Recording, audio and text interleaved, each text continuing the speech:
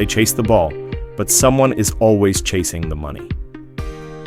And that money isn't always clean. Soccer is passion. Screaming fans, sweaty jerseys, and emotional tears. But behind the beauty of the game lies something much darker. Billion-dollar operations, shady contracts, and a global system of money laundering hiding in plain sight. This is the story of how the world's most beloved sport became one of the most efficient machines for washing dirty money. Across continents, soccer has evolved beyond a sport. It's a financial instrument. For criminal syndicates, corrupt politicians, and unscrupulous entrepreneurs, clubs are not just teams, they're tools. Tools to move cash, to manipulate books, and to cover tracks. It often starts with a transfer. Picture an unknown player suddenly valued at $10 million. No impressive record, no headlines, no real justification. The club buying him? A small team with little history or fan base. But behind the scenes, it's all part of a laundering scheme. The money paid doesn't reflect talent, it reflects an operation. The player may never take the field, but the funds, they're now clean. In Latin America, small clubs with empty stadiums and no trophies start signing high-profile players. Out of nowhere, they receive international exposure and attract mystery investors. On paper, it's a dream rise. In reality, they are being used to funnel illegal money through inflated contracts and fake sponsorship deals. One popular tactic? Overvaluing players. Buy high, sell low, or not at all. The value written into the contract is fake. The transaction creates paperwork, taxes are paid, and suddenly illicit funds look like legitimate income. Everything appears legal. But underneath, it's all part of the same game.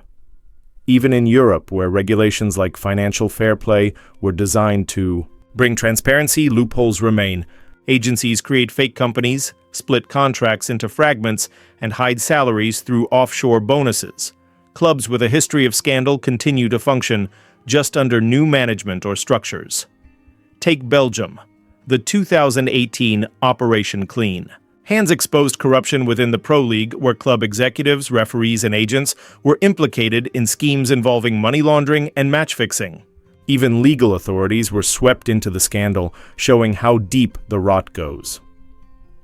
In the US, that soccer is still growing, but that doesn't mean it's untouched. Several lower division clubs have faced scrutiny for rapid financial growth with little sporting success. Many use overseas intermediaries, investor groups, or cryptocurrency-based funding platforms to channel money with minimal oversight.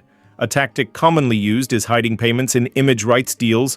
Instead of paying athletes directly, money is routed to shell companies under the guise of branding or marketing. The IRS sees a business transaction. The reality? It's untaxed income, often tied to undeclared assets. Sponsorships follow a similar script. Imagine a brand new company, no track record, suddenly becoming the main sponsor of a historic club. The money changes hands, contracts are signed, and invoices issued, but the actual value delivered? Almost none. Much of that sponsorship money is then rerouted to other entities, or simply vanishes. Intermediaries play a critical role. These agents and brokers often handle multiple clubs and players, sometimes on both sides of a deal. It's not uncommon for a player to be transferred repeatedly between clubs connected to the same network, all to justify money moving internationally. Offshore havens like the Cayman Islands, Panama, and Luxembourg house the companies that hold ownership stakes. In clubs or players, when a deal happens, the money takes a detour, through accounts in tax shelters, through phantom companies, and by the time it reaches its final destination, its origins are all but erased. In 2016, the Panama Papers rocked the sports world. Elite players, coaches, and former FIFA executives were exposed for using shell companies to hide fortunes, offshore accounts, secret trusts, tools used to dodge taxes and hide shady income. The revelations showed how deep financial manipulation runs in soccer's elite, and then came FIFAgate. In 2015, the FBI uncovered a network of corruption spanning decades. Broadcast rights, tournament hosting, marketing deals, all tainted.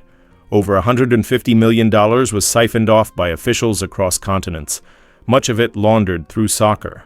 Transactions, club investments, player deals, or fake tournaments. Soccer became business. And business, in the wrong hands, became crime. Even at local levels, red flags appear. Clubs that can't afford payrolls suddenly announce major signings. Infrastructure is crumbling, yet international transfers keep flowing. The excuse? New investors. But dig deeper and the patterns repeat. High cash flow, little transparency, minimal performance, and fans? They rarely suspect. They're chasing the next win, the next title. Meanwhile, millions move behind closed doors, laundered in the name of loyalty. Some players know, others just follow orders. Those who speak up, coaches, execs, insiders, often vanish from the scene. Fired, threatened, replaced, silence. Keeps the system alive. But the truth always leaks. Investigations grow, documents surface, and brave journalists risk it all. The filth runs deep, deeper than the turf ever shows. So ask yourself, how many goals were bought with dirty money? Sometimes the story isn't just about the money, it's about influence. Certain powerful individuals buy clubs not to profit, but to wield soft power, to secure political alliances and to wash reputations tarnished elsewhere. Owning a team offers legitimacy, an image of respectability that can mask darker realities. Tech and cryptocurrency firms have also entered the arena.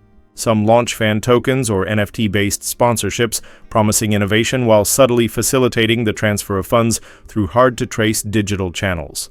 These ventures often dissolve within months, leaving few questions answered and fewer records behind. There's also match manipulation.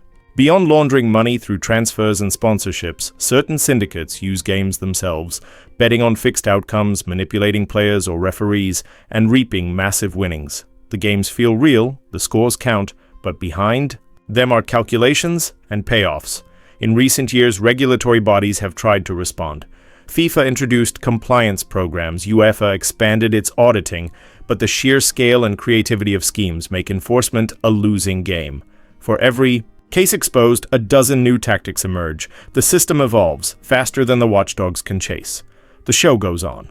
Televised glamour, passionate fans, trophies and tears. But the real game? It's off the field. It's in the shadows, where money is king and rules are rewritten, and those who pull the strings, they're never the ones lifting the cup. If you're still here, drop a comment saying the game is rigged and share this video with someone who needs to know what's really going on behind the scenes. Subscribe for more stories from the dark side of finance and sports.